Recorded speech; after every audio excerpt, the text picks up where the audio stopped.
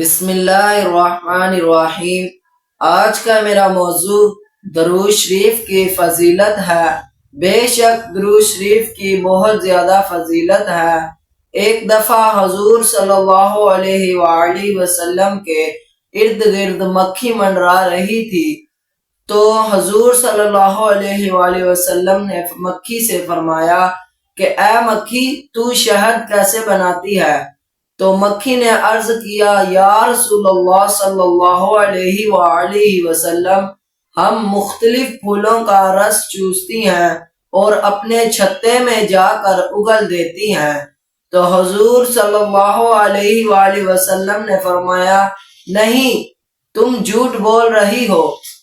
تو دوسری بار اس مکھی نے عرض کی، یا رسول اللہ صلی اللہ علیہ وآلہ وسلم، میں جھوٹ نہیں بول رہی۔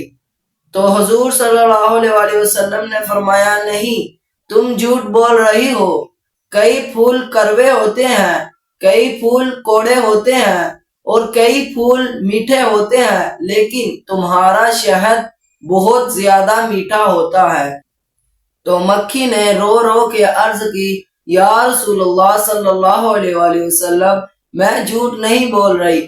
بے شک کئی پھول کڑوے ہوتے ہیں اور کئی پھول میٹھے ہوتے ہیں، لیکن ہم سب پھولوں کا رس چوس کر اپنے چھتے میں جا کر اگل دیتی ہیں اور سب مکھیاں اکٹھی ہو کر حضور صلی اللہ علیہ وآلہ وسلم پر درود شریف پڑھتی ہیں، اور اس درود شریف کی برکت سے ہمارا شہد میٹھا ہو جاتا ہے۔ تو دیکھیں، وہ ایک مکھی ہے جو درود شریف پڑھتی ہے تو اس کا شہد میٹھا ہو جاتا ہے۔